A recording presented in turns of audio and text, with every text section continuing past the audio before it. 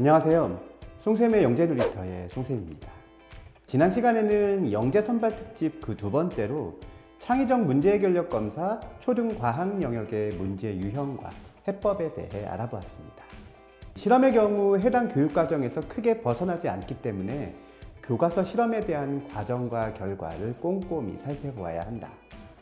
과학적 개념이나 현상과 관련된 문제는 우선 대상의 속성을 충분히 나열한 후 각 속성에 따라 정답을 찾아야 한다는 말씀을 드렸습니다.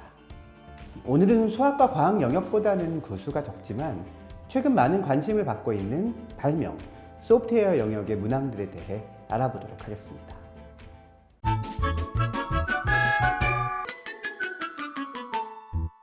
발명 영역의 문제는 크게 발명 창의성과 관련된 문제와 발명 기법과 관련된 문제로 구분할 수 있습니다. 발명 창의성의 경우에는 일반 창의성과 유형이 비슷합니다. 다만 그 소재가 발명에 한정되어 있는 것인데요. 예를 들자면 칫솔을 이를 닦는 목적 이외로 어떻게 사용할 수 있을지 최대한 많은 아이디어를 내시오와 같은 문제입니다. 이러한 문제는 일반 창의성 문제와 동일하게 접근하면 되는데요. 창의성의 구성 요소인 유창성, 융통성, 독창성, 정교성을 고려하는 것이지요. 우선 칫솔의 생김새를 분석합니다. 가령 칫솔모와 손잡이로 구분하는 것이지요. 그런 다음 각 부분의 속성과 용도를 떠올립니다. 칫솔모는 작은 털이 촘촘하게 나 있어 이를 세심하게 닦는 용도로 쓰이고, 손잡이는 주로 단단한 플라스틱으로 구성되어 있어 칫솔을 잘 잡을 수 있도록 해줍니다. 그런 다음 이러한 속성과 유사한 다른 제품을 떠올립니다. 칫솔모의 경우에는 바닥을 청소하는 솔이나 컵과 같은 깊은 식기를 닦는 솔, 구두솔 등이 떠오르고, 손잡이의 경우는 악기를 두드리는 장구채나 드럼 스틱과 같은 것들이 떠오르네요. 이렇게 대상을 분석하며 속성과 용도를 떠올리고 끝으로 그와 비슷한 기존 제품을 떠올리면 유창성과 융통성, 정교성을 고려하며 아이디어를 낼 수 있게 됩니다. 끝으로 독창성의 경우는 하나의 칫솔만을 사용해야 한다, 아니면 칫솔을 분리하면 안 된다와 같이 칫솔질에 대한 고정관념에서 벗어나 여러 개의 칫솔을 붙이거나 칫솔모와 손잡이를 각각 따로 분리한다면 또 다른 아이디어를 생각할 수 있습니다. 발명 기법과 관련된 문제는 더하기 빼기 기법, 역발상, 자연물 모방, 트리즈 등 실제 발명 아이디어를 내기 위해 사용하는 다양한 기법들을 직접 적용해보는 문제가 주로 출제됩니다. 예를 들자면 이러한 문제이지요.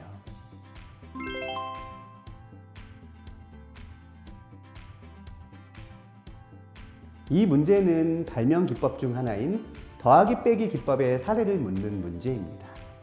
1번은 지우개 달린 연필로 대표적인 더하기 기법의 사례이고, 2번은 씨 없는 수박으로 대표적인 빼기 기법의 사례이지요. 평소에 민감성이나 눈썰미가 좋은 사람이라면 이러한 문제에 대한 답을 생각해내는 것은 사실 그렇게 어렵지 않을 수 있습니다. 다만 눈썰미나 민감성이 낮은 사람에게는 매우 어려운 문제가 될 수도 있죠. 다행히 발명 기법은 이미 많은 발명가들에 의해 충분히 정리가 되어 있습니다. 인터넷에 찾아보면 수많은 사례들을 찾아볼 수 있죠. 관련 도서도 상당히 많습니다.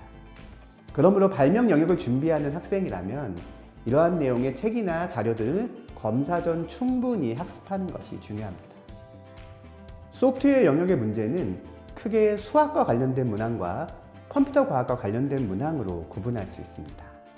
수학의 경우에는 규칙성, 알고리즘과 같이 논리적 사고와 직접적인 관련성이 있는 영역의 문제들이 주로 나옵니다.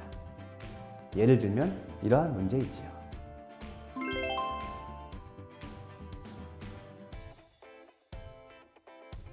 이 문제는 각 아이템들을 각각의 사슴의 수로 분리하면 쉽게 해결할 수 있습니다. 사슴 6마리로 투구를 얻을 수 있으므로 방패는 3 곱하기 6 더하기 4인 22마리, 사슴 22마리로 방패를 얻을 수 있으므로 검은 2 곱하기 22 더하기 3인 47마리, 사슴 47마리로 검을 얻을 수 있으므로 갑옷은 3 곱하기 22 플러스 2 곱하기 47 플러스 5 곱하기 6 플러스 15인 205마리가 필요합니다. 그런데 문제는 각 아이템을 하나씩 얻는 데 필요한 사슴이므로 6 더하기 22 더하기 47 더하기 205를 다 더한 280마리가 정답이죠. 많이 복잡하거나 어려운 문제는 아니지만 순서대로 차분히 따져가면서 풀어야 해결할 수 있는 문제입니다. 또한 문제는 각각의 아이템을 하나씩 획득하는 데 드는 사슴의 수를 묻는 것인데 학생들이 갑옷을 얻는 데 필요한 사슴의 수를 구한 후 이를 정답으로 착각할 가능성이 높으므로 문제에서 요구하는 것이 정확히 무엇인지를 파악하는 것이 중요합니다. 컴퓨터 과학과 관련된 문제는 주로 진법, 정렬, 압축과 같은 문제들이 출제됩니다. 예를 들자면 이러한 문제이죠.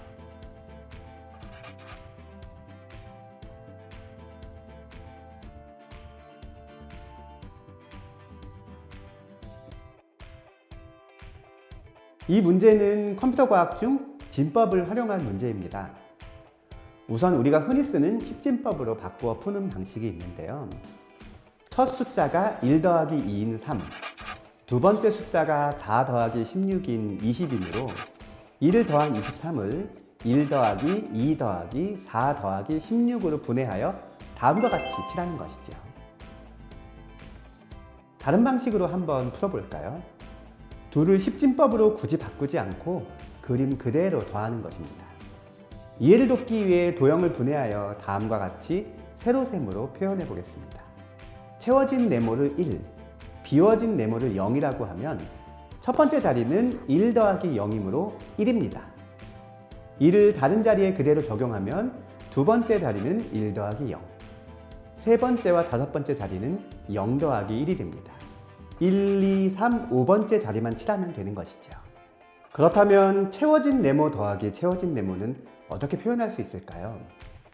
이는 자연스럽게 다음 칸으로 받아 올리면 됩니다.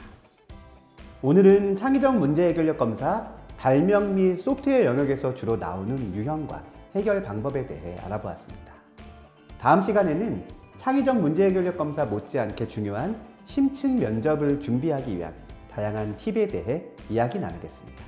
지금까지 영재놀이터의 송쌤이었습니다.